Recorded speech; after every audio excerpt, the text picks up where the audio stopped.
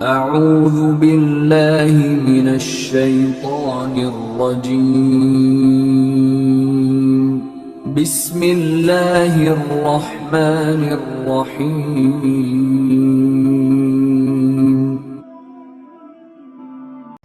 محترم سامعین کرام،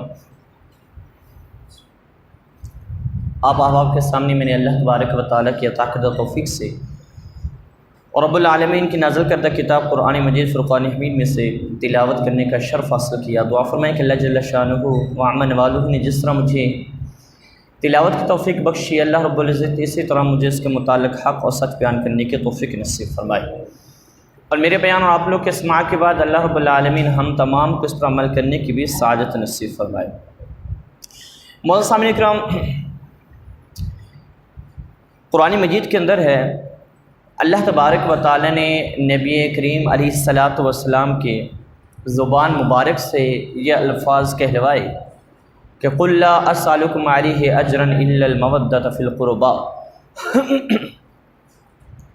اے نبی علیہ السلام، اے محبوب، آپ اپنی زبان مبارک سے فرما دو کہ لا اسألکم علیہ اجرا، میں تم سے کسی چیز کا کوئی سوال نہیں کرتا، کسی اجر کا کوئی مطالبہ، کوئی سوال نہیں کرتا، سوائے اس کے کہ مودۃ فی القربى، کہ میرے قریبیوں سے تم کیا کرنا؟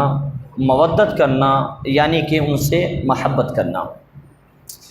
حضرت عبداللہ ابن عباس رضی اللہ تعالی عنہما سے مروی ہے، آپ فرماتے ہیں کہ کچھ صحابہ کرام علیہم رضوان نے نبی کریم علیہ الصلاۃ والسلام کے ظاہری حالات کو دیکھ کر کہ نبی کریم علیہ الصلاۃ والسلام کو بھی کھانے کی ضروریات ہیں، گھریلو ضروریات ہیں، نبی علیہ الصلاۃ والسلام کے پاس لوگ تشریف لاتی ہیں، تو نبی کریم علیہ الصلاۃ والسلام نے ان کی خدمت اپنے ذمہ کرم پر لی ہوئی ہے۔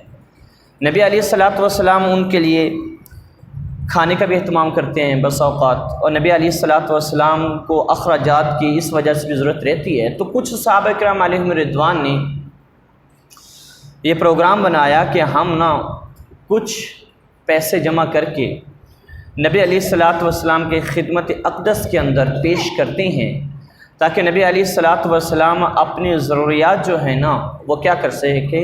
پوری کر سکے، کیونکہ وہ سوچتے تھے کہ بظاہر نبی کریم علیہ الصلاۃ والسلام کا کوئی ذریعہ آمدن نہیں ہے اور مالی معاملات اس طریقے سے مضبوط نہیں ہیں، تو انہوں نے یہ پروگرام کیا۔ تو اب اس کے بعد جب انہوں نے کچھ پیسے جمع کر لیے تو بڑا مسئلہ یہ تھا کہ نبی کریم علیہ الصلاۃ والسلام کی خدمت اقدس کے اندر ان پیسوں کو لے کر حاضر کون ہوگا، پیش کون کرنے جائے گا، کیونکہ وہ مالک کونین ہے۔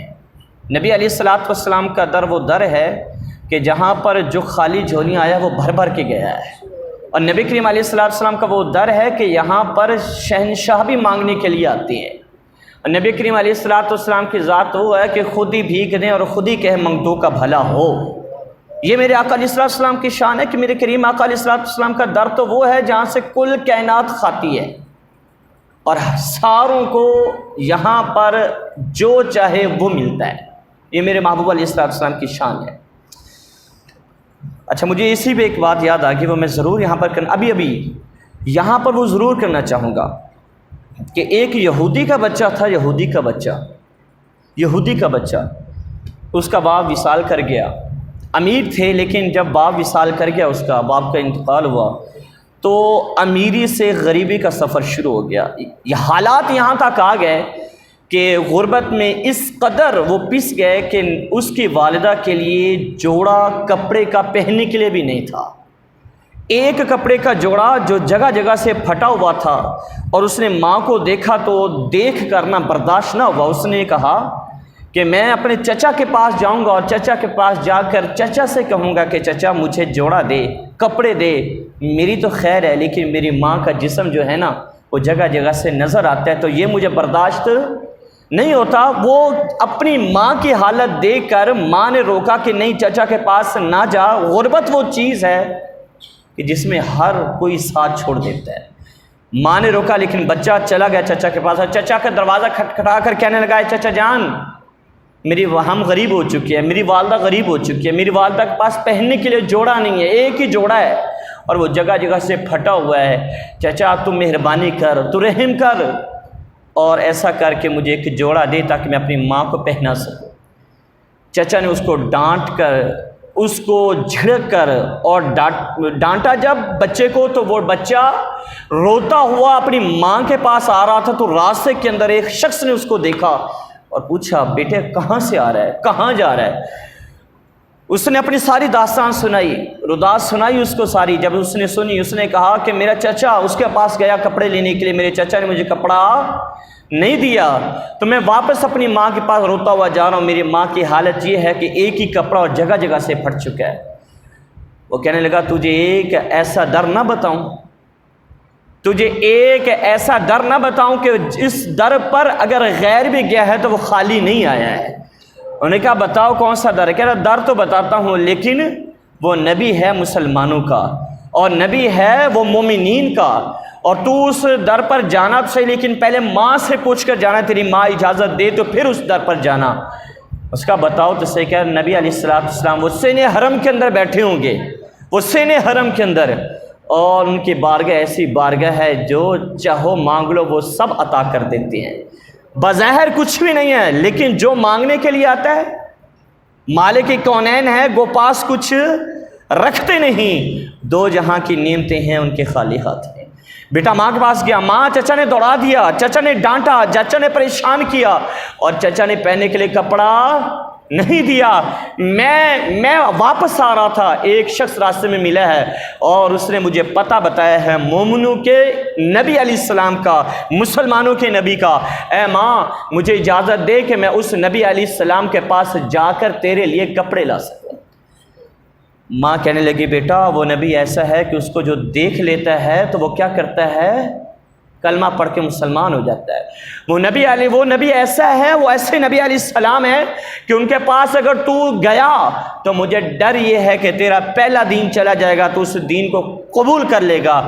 بیٹا کہنے لگا ماں مجھے جانے دو، جا کر کپڑے کی بات بعد میں کروں گا، پہلے یہی بات کروں گا کہ کپڑے دینے ہیں تو دیں، لیکن میں تیرا دین قبول۔ بچہ تھا، بچہ۔ ماں نے اجازت دی، گیا نبی علیہ السلام کے پاس۔ نبی علیہ السلام میرے آقا سین حرم کے اندر تشریف فرما ہے۔ کریم آقا علیہ السلام جب وہاں تشریف فرما ہے نا، تو کریم آقا علیہ السلام کی بارگاہ میں وہ بچہ حاضر ہوا اور جا کر ہی کہنے لگا کہ میں ایک حاجت سے آیا ہوں، اور بات پہلے بتا دوں، آپ میری حاجت پوری کرنا چاہیں تو کر دیں، لیکن میں پہلے بتا دوں کہ آپ کا دین قبول۔ میرے کریم آقا علیہ السلام مسکرائے اور میرے آقا فرمانے لگے بچے بات تو بتا، بات کیا ہے؟ حاجت کیا؟ اپنی حاجت تو بتا، تو حاجت کیا رکھتا ہے؟ اس نے کہا میری حاجت یہ ہے کہ میری ماں کے جگہ جگہ سے کپڑے پھٹ چکے ہیں، ایک جوڑا ہے، ہم امیر تھے غریب ہو گئے۔ چچا کے پاس گیا، چچا نے دوڑا دیا، چچا نے پریشان کیا، ڈانٹا، روتا ہوا میں جا رہا تھا اپنے گھر، تو راستے میں کسی نے آپ کا پتہ بتایا ہے کہ اس نبی علیہ السلام کے پاس چلا جا، وہ تیری حاجت پوری کریں گے، تمنا پوری کریں گے۔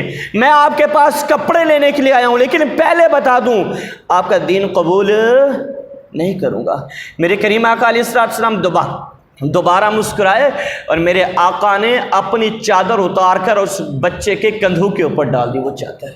جا تو اپنی ماں کا جسم ڈھانپ، یہ باتیں بات کی ہیں تو اپنی ماں کا جسم ڈھانپ۔ وہ دوڑا، خوشی کی انتہا نہیں ہے کہ چچا نے دوڑا دیا تھا لیکن کپڑا نبی علیہ السلام نے دیا۔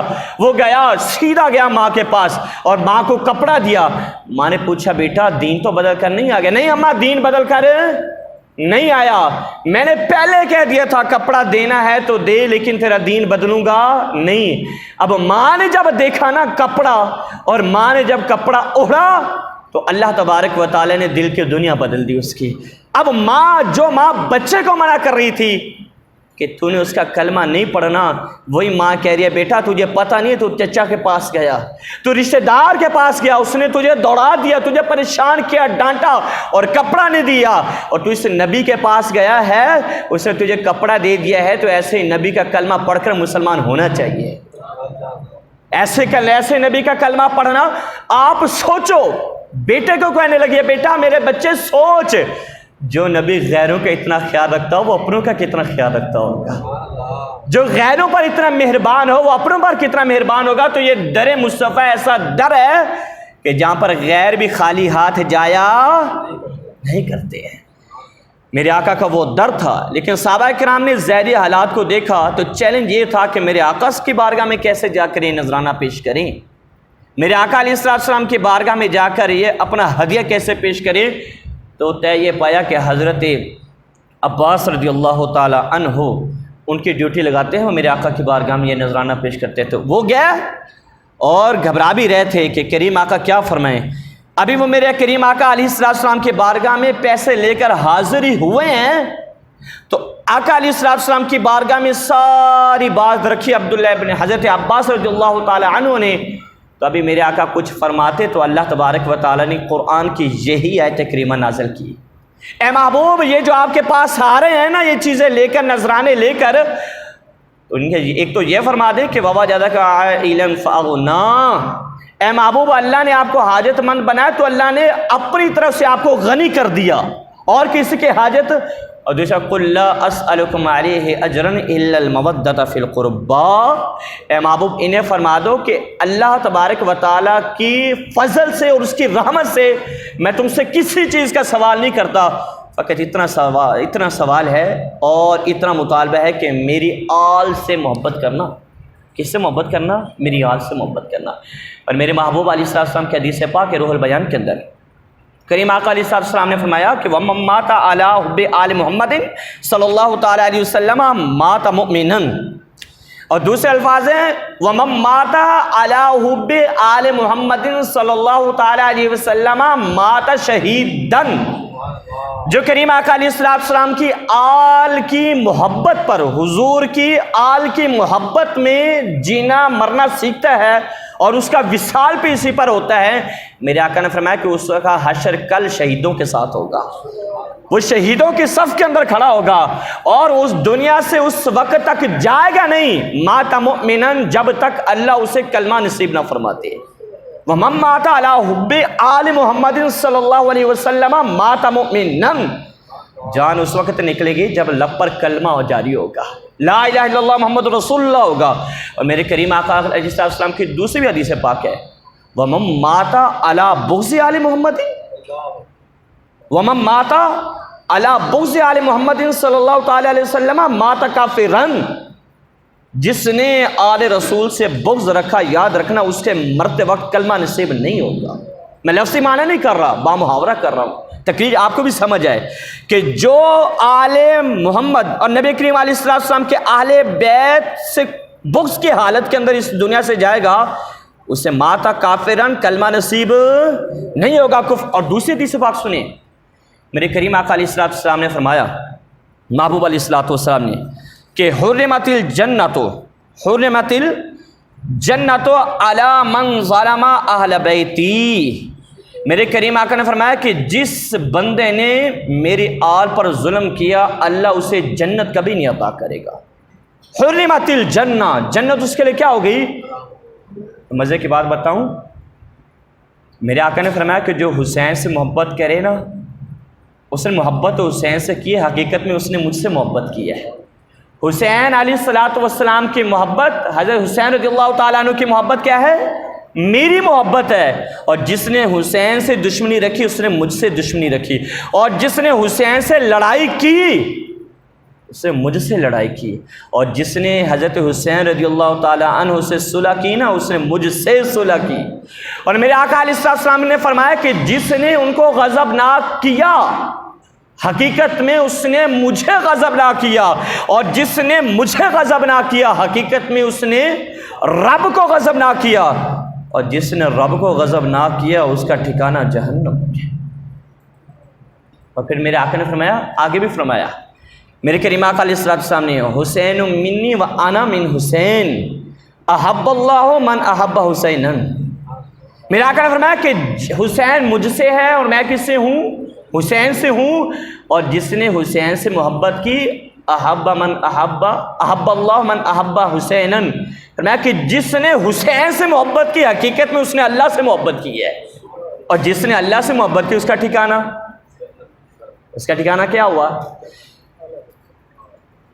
کبھی کبھی بندہ کتاب پڑھتا ہوا نا، کوئی ایسی بات آ جاتی ہے روح روشن ہو جاتی ہے، ایمان تازہ ہو جاتا ہے، اور روح میں وجدانی کیفیت طاری ہو جاتی ہے کہ کیا بات ہے، اللہ تبارک و تعالیٰ نے آل رسول کو کیا مقام اور کیا مرتبہ عطا کی ہے۔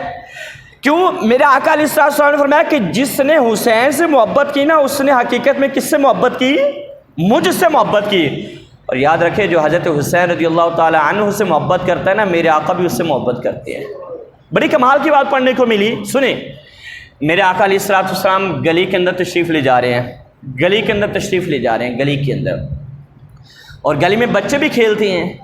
میرے آقا علیہ السلام نے دیکھا کہ کچھ بچے کھیل رہے ہیں اور کچھ بچے کھیل رہے ہیں، تو میرے کریم آقا علیہ السلام ان کی مجلس کے قریب گئے، ان کے میدان کے قریب گئے، ان کی جگہ کے قریب گئے، تو کریم آقا نے ایک بچے کو اٹھایا، اس کا ماتھا چوما میرے آقا علیہ السلام، اس سے پیار کیا اور اپنی گود کے اندر بٹھا لیا، تھوڑی دیر بٹھائے رکھا اور پھر اسے جانے دیا۔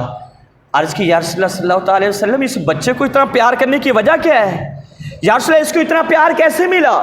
اتنا پیار کیسے ملا کہ آپ نے رک کر اس بچے کو گود میں بھی اٹھایا، اس سے پیار بھی کیا، اس کو کافی دیر تک اپنے پاس بھی رکھا؟ یا رسول اللہ بتائیں تو اسے وجہ بڑی پیاری اس کے پیچھے، یا رسول اللہ بتائیں کیا وجہ ہے؟ میرے آقا نے فرمایا وجہ اس کی یہ ہے، سنو، کہ میں نے دیکھا کہ یہی بچہ ایک دن میرے حسین کے ساتھ کھیل رہا تھا، میرے نواسے کے ساتھ یہی بچہ کھیل رہا تھا، میرے نواسے حسین رضی اللہ تعالی عنہ کے ساتھ۔ پھر یا رسول اللہ، میرے آقا نے فرمایا کہ میں نے یہ منظر دیکھا کہ جس جگہ میرے حسین کے قدم پڑتے ہیں نا، اسی جگہ سے یہ بچہ مٹی اٹھا لیتا ہے۔ اور پھر یا رسول اللہ، میرے آقا نے فرمایا کہ جس جگہ میرے حسین میرے نواسے کے قدم پڑتے ہیں نا، یہ بچہ مٹی اٹھاتا ہے اور اپنے سر کے اوپر ڈال لیتا ہے۔ اس کی یہ ادا مجھے پسند آئی ہے، اس لیے میں اس سے محبت کرتا ہوں۔ یہ حسین سے محبت کرتا ہے اور اس لیے میں کیا کرتا ہوں؟ اس سے محبت کرتا ہوں۔ تو یہ دیکھیں کہ جو میرے کریم آقا علیہ السلام کے نواسوں سے محبت کرے گا، حقیقت میں اسے کس سے محبت نصیب ہوگی؟ میرے محبوب علیہ السلام کی محبت نصیب ہوگی۔ آپ نے سنا کریم آقا علیہ السلام تشریف فرما تھے اور خطبہ دے ہو رہا تھا، جمعہ کا خطبہ ہو رہا تھا۔ حضرت بریدہ رضی اللہ تعالیٰ عنہ آپ فرماتے ہیں کہ میں نے دیکھا کہ کریم آقا علیہ السلام کے نواسے جب حجرہ سے نکل کر مسجد نبوی کے ناہموار فرش پر چلنا شروع کرتے ہیں نا، تو میرے آقا کی نظر پڑتی ہے، تو میرے آقا خطبہ موقوف کرتے ہوئے نیچے اترتے ہیں اور دونوں کو اٹھا کر ممبر کے اوپر بٹھا لیتے ہیں۔ پھر سجدے والی بات نہیں سنی؟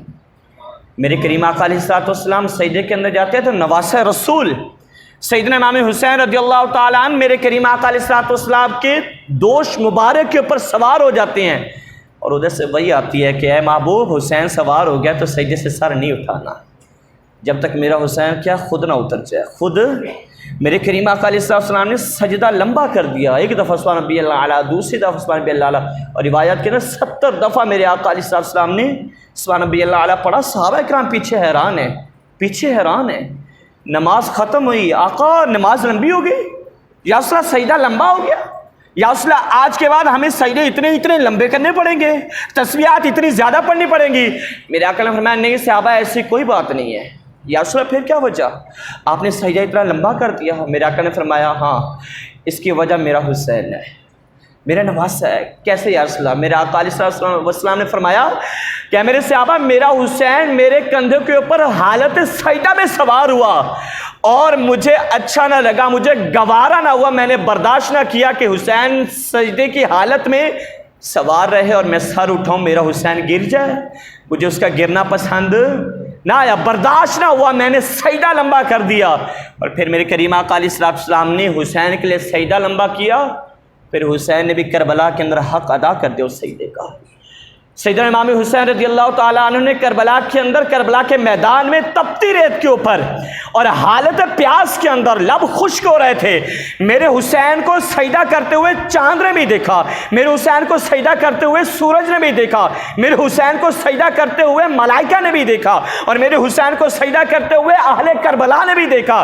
ساروں نے حسین کو سجدہ کرتے تو دیکھا، سجدے سے سر اٹھاتے حسین کو کسی نے نہیں دیکھا۔ اور میرے آقا علیہ السلام کا دین سیدنا امام حسین نے کیا کہا؟ میں اس کی باعث کر سکتا نہیں ہو، یہ شرابی ہے، یہ زانی ہے۔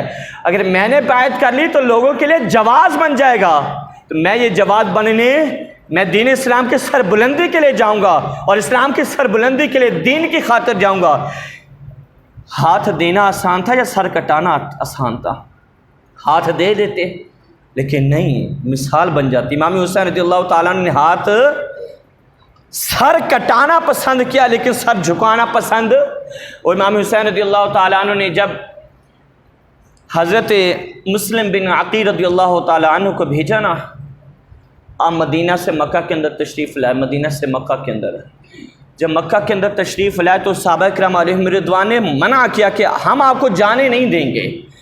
کوفی لا یوفی ہیں، کوفی اپنے وعدے کو پورا کرتے نہیں ہیں، ہم آپ کو کربلا کے اندر جانے نہیں دیں گے۔ صحابہ کرام علیہم رضوان نے اصرار کیا۔ امام حسین رضی اللہ تعالیٰ نے برابر کہتے رہے کہ میں نے جانا ہے۔ ادھر کوفیوں کا ایک خط آتا ہے، پھر دوسرا آتا ہے، پھر تیسرا آتا ہے، اور خطوں کا تانتا بن جاتا ہے۔ سینکڑوں کی تعداد کے اندر خطوط سیدنا امام حسین رضی اللہ تعالیٰ عنہ کی خدمت میں آتے ہیں۔ کیا کہا جاتا ہے کہ حضور آپ تشریف لائیں، حضور آپ تشریف لائیں، ہم اس کی بیعت کرنا نہیں چاہتے ہیں، ہم یزید کے ہاتھوں میں ہاتھ دینا نہیں چاہتے، آپ نواسہ رسول ہیں، آپ کا حق زیادہ بنتا ہے کہ آپ آئیں۔ اگر آپ تشریف نہیں لاتے ہم یزید کی پایتری بھی کریں گے، اور ہماری مثال کیسی ہوگی؟ شتر بے مہار کی طرح ہوگی۔ آپ آئیں، تشریف لائیں۔ تو کوفی لا یوفی صحابہ کرام نے منع کیا، لیکن پھر یہ طے پایا کہ حضرت مسلم بن عقیل رضی اللہ تعالیٰ عنہ کو پہلے بھیجا جائے گا، وہ حالات کا جائزہ لیں گے، اس کے بعد سیدنا امام حسین رضی اللہ تعالیٰ عنہ کو بلایا جائے گا۔ تو حضرت مسلم بن عقیل کے دو بیٹے حضرت محمد اور حضرت ابراہیم رضی اللہ تعالیٰ عنہما، آپ دونوں سے زیادہ پیار کرتے تھے، وہ آپ سے کرتے تھے۔ آپ نے دونوں بیٹوں کو ساتھ لیا، طے یہ پائے کہ آپ جائیں، اور بیٹی تھی حضرت سکینہ بنت مسلم بن عقیل رضی اللہ تعالیٰ، اور طے یہ پایا کہ یہ آپ امام حسین رضی اللہ تعالیٰ عنہ کے پاس۔ تو حضرت مسلم بن عقیل گئے نا، تو مختار سقفی کے گھر کے اندر پہلے رکے۔ کیا ہوا؟ کوفی آئے، پہلے دن 12,000 لوگوں نے بیعت کی، تو حضرت مسلم بن عقیل رضی اللہ تعالیٰ عنہ نے دیکھا کہ دوسرے دن 40,000 لوگوں نے بیعت کی، اور جب 40,000 لوگوں نے بیعت کی نا، تو حضرت مسلم بن عقیل رضی اللہ تعالیٰ عنہ نے خط لکھا امام حسین رضی اللہ تعالیٰ عنہ کو، حضور آپ تشریف لے آئیں، حالات تو آپ کے حق کے اندر ہے، حالات تو سازگار ہیں، آپ آئیں، لوگ یہاں پر دھڑا دھڑ میری بیعت کر رہے ہیں، اور لوگوں کا تانتا بنا ہوا ہے، فوج در فوج اور جوک در جوک لوگ آ رہے ہیں۔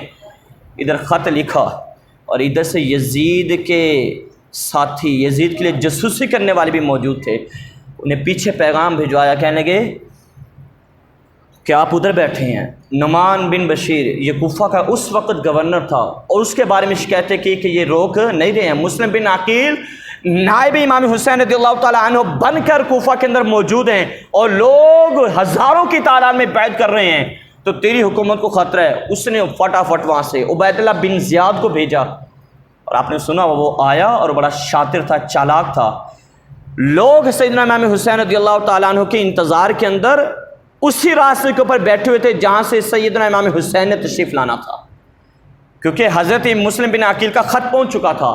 لیکن وہ کیسے آیا؟ اس نے لباس پہنا ہوا عربی، اور چہرے کے اوپر پردہ پھینکا ہوا، نقاب ڈالا ہوا اس نے، وہ آیا کوفہ کے اندر، اور لوگ سمجھے کہ سیدنا امام حسین رضی اللہ تعالیٰ عنہ تشریف لائے گا۔ حقیقت میں کون تھا؟ ابن زیاد تھا، جس کو یزید نے گورنر بنا کر بھیجا تھا، اور کہا تھا جاتے نعمان بن بشیر کو معزول کر دینا اور خود کیا بیٹھ جانا کرسی کے اوپر۔ جب اس راستے سے آیا نا، تو لوگوں نے امام حسین رضی اللہ تعالیٰ عنہ سمجھ کر، نواسہ رسول سمجھ کر نا، اس کے قدم بھی چومنا شروع کر دیے، اور اس کو ویلکم کرنے لگے، خوش آمدید کہنے لگے۔ امام مسلم بن عقیل کہنے لگے کہ یہ وہ نہیں ہے، یہ میرے بھائی امام حسین رضی اللہ تعالیٰ عنہ وہ نہیں ہیں، اگر وہ ہوتے تو شہزادہ علی اکبر بھی ساتھ ہوتے، شہزادہ علی اصغر بھی ساتھ ہوتے، میری بیٹی بھی ساتھ ہوتی، وہ سارے آتے، لیکن یہ وہ نہیں ہیں۔ تو جب سیدھا وہ گورنر ہاؤس کے اندر گیا نا، تو آپ کو پھر بھی اندازہ ہوا کہ یہ وہ کیوں؟ اگر امام حسین ہوتے تو پہلے مسجد کے اندر تشریف لاتے۔ اس نے پہلے جاتے ساری کیا کیا؟ نعمان بن بشیر کو معزول کیا، خود بیٹھ گیا، اور اس نے کوفہ والوں کو راتوں رات اکٹھا کیا، جو بڑے بڑے لوگ تھے، اکٹھا کر کہنے لگا کہ میرا حکم مانو گے تو تمہارا بھلا ہوگا، نہیں تو تمہارے بچوں کو یتیم کر دیا جائے گا، تمہاری بیویوں کو بیوہ کر دیا جائے گا، تمہارے مکانوں کو جلا دیا جائے گا، تمہارے گھر بار کو لوٹ لیا جائے گا، اور تمہاری زندگیوں کا خاتمہ کر دیا جائے گا۔ کوفہ پر ہیبت طاری ہو گئی۔ حضرت امام مسلم بن عقیل رضی اللہ تعالی عنہ 40,000 لوگ ساتھ تھے نا، تو یہ موقع آیا کہ پھر کوئی بھی آپ کے ساتھ کھڑا۔ حضرت امام مسلم بن عقیل، پھر رات کا وقت تھا، جب آپ کو پتہ چلا کہ لوگ میرے خلاف ہو گئے ہیں، تو آپ نے کیا کیا؟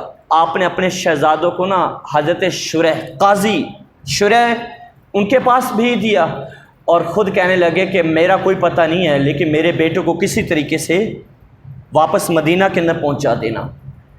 ہوا یہ کہ حضرت نعمان بن بشیر وہ معزول ہوئے، اس کے بعد ابن زیاد نے دھمکی لگائی سارے، تو اب وقت یہ آ گیا کہ 40,000 لوگ ساتھ تھے، تو اس وقت حضرت امام مسلم بن عقیل رضی اللہ تعالیٰ عنہ کوفہ کی گلیوں کے اندر، اور کوفے نے دروازے بند کیے ہوئے ہیں، اور رات کا وقت ہے۔ حضرت مسلم بن عقیل رضی اللہ تعالیٰ عنہ کوفہ کی گلی کے اندر ہیں، اور ایک دروازہ دیکھتے ہیں، دوسرا دیکھتے ہیں، تیسرا دیکھتے ہیں، سارے دروازے بند ہیں، اور جب سارے دروازے بند ہیں تو ایک دروازہ کھلا ہوا ہے۔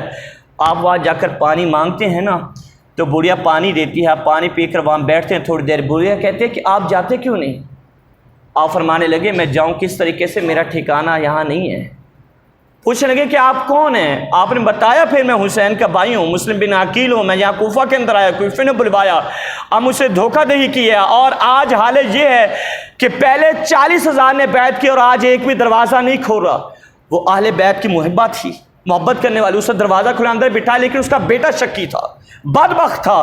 جب وہ گھر کے اندر آیا تو اس نے دیکھا حضرت امام مسلم بن عقیل رضی اللہ تعالیٰ عنہ کو، اور انعام کے لالچ کے اندر جب آپ کو پکڑا اور آپ کی مخبری کرنے لگا، ماں نے کہا کہ ایسا مت کر، یہ آل رسول ہے، یہ آل رسول ہے، حضور کا گھرانہ، ایسا مت کر، اگر ایسا کرے گا تو جہنم کے اندر جائے گا۔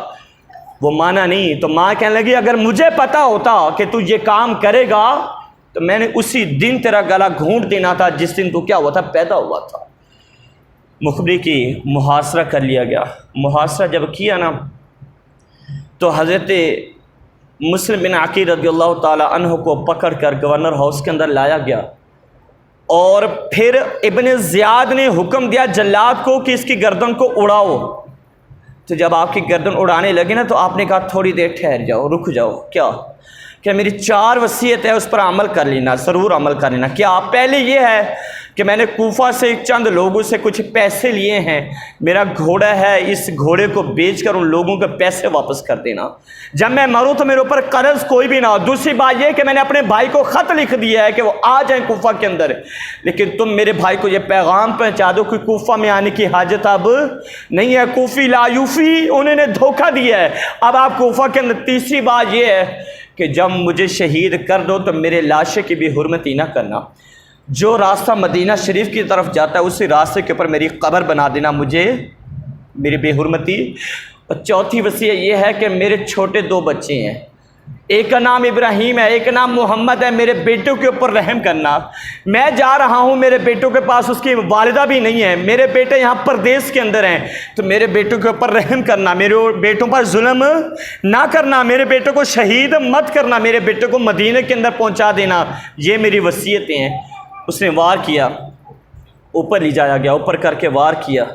جب وار کیا تو حضرت مسلم بن عقیل رضی اللہ تعالیٰ عنہ شہید ہوئے، اوپر سے لاشا پھینکا گیا گورنر ہاؤس کی عمارت سے۔ جب پھینکا گیا پھر چوراہے کے اندر سیدنا مسلم بن عقیل رضی اللہ تعالیٰ عنہ کی لاشوں کو لٹکایا گیا، تو میرے حسین وہاں سے چلے ہوئے تھے، اور جب لاشیں کو لوگ دیکھتے تو گھروں کے اندر پہلے ہی بند تھے، تو لوگ ساتھ چھوڑ گئے۔ ایک شخص کی ملاقات ہوئی جناب امام حسین رضی اللہ تعالیٰ عنہ سے، کہنے لگے حضور آپ نہ جائیں کربلا کے اندر، اب آپ کوفہ کے اندر نہ جائیں۔ کیوں؟ میں ابھی آپ کے بھائی کے لاشے کو بیچ چوراہے لٹکا ہوا دیکھ کر آیا ہوں، لٹکا ہوا، کہ آپ کے بھائی کا لاشا بیچ چوراہے لٹکا ہوا تھا، حالات آپ کے حق کے اندر نہیں ہیں، آپ وہاں نہ جائیں۔ امام حسین نے کمال جملے کہے، تاریخی الفاظ کہے، اے شخص مجھے یہ بتا کہ میرے بھائی کا سر کٹا ہوا تھا نا، جھکا ہوا تو نہیں تھا؟ میرے بھائی کا سر کٹا ہوا تھا لیکن جھکا ہوا تو نہیں تھا۔ حسین بھی جائے گا کربلا کے اندر، کوفہ کے اندر جائے گا، حسین سر کٹا تو سکتا ہے لیکن اپنا سر جھکا سکتا نہیں ہے۔ اس کے بعد پھر آگے بھی بات چلیے، سیدنا امام مسلم بن عقیل رضی اللہ تعالیٰ عنہ کے صاحبزادوں کا پیچھا کیا گیا۔ صاحبزادوں کو ایک محب اہل بیت نوکرانی خادمہ حارث کے گھر میں لے کے رہے، اس کی بیوی بھی محب اہل بیت تھی، اس نے بچوں کو سنوارا، اس کی زلفیں سنواری، ان کو کپڑے پہنائے اور بچوں کے ایک کمرے کے اندر سلا دیا۔ حارث آیا بدبخت، بچے سوئے ہوئے تھے، حارث بچوں کی تلاش میں مارا مارا پھرتا رہا، بچوں کے سر کے اوپر بھی بہت زیادہ کیا تھا، انعام تھا۔ اور حارث رات کو سویا کھانا کھا کر، رات کو بڑا بیٹا اٹھا، چھوٹے بھائی کو سینے سے لگا لیا، بڑے بھائی کو چھوٹے کو سینے سے لگایا۔ چھوٹے کہنے لگا بھائی کہاں جانے کا ارادہ ہے، آپ رو کیوں رہے ہیں؟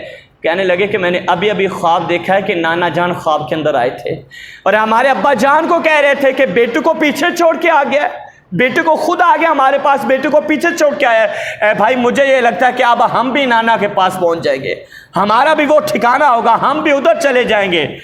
تو بیٹے کیا مسلم بن عقیل کے رونے لگے۔ حارث نے سنا، وہ آیا، اس کا یہ بچوں کی رونے کی آواز کہاں ہے؟ اس نے بیوی نے بڑا بچانے کی کوشش کی لیکن اس نے کیا کیا، بچوں کو پکڑا، بچوں کے بالوں سے پکڑا، دروازہ کھول کر کہنے لگا کہ میں تجھے ڈھونڈتا رہا اور تم یہاں چھپے ہوئے تھے میرے گھر کے اندر بھی۔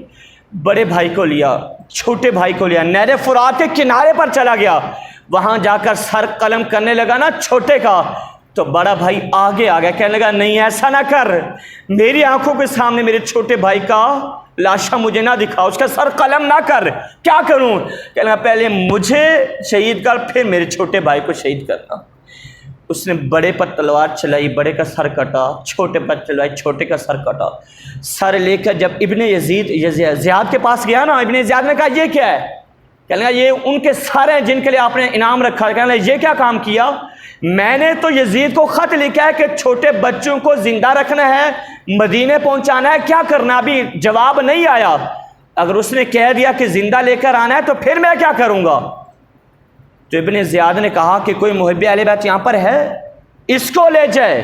حارث کو جس نے انعام کی لالچ میں کیا کیا، اہل بیت کے شہزادوں کو شہید کیا، اس کو نا مقاتل نامی ایک محب اہل بیت تھا، وہ لے کے گیا اور اس نے کہا مجھے اتنی خوشی کبھی نہیں ہوتی جتنی خوشی مجھے اس سے قتل کرنے کے اندر ہے جس نے شہزادوں کیا کیا، اسے بھی کچھ ہاتھ نہ آیا۔ نہر فرات پر جہاں شہزادوں کو شہید کیا تھا، حارث کو وہاں پر لے جا کر مقاتل نے کیا کر سر قلم کیا اور اس کو واصل جہنم کر دیا۔ تو یہ پہلا مرحلہ تھا۔ پہلے شہید جو ہوئے نا حضرت مسلم بن عقیل کو بچانے کے لیے، وہ یہ تھے جن کا نام تھا ہانی رضی اللہ تعالی عنہ، وہ بچاتے ہوئے شہید ہو گئے تھے۔ باقی بھی قصہ اللہ پاک ہم سب کو عمل کی توفیق نصیب فرمائے، آمین۔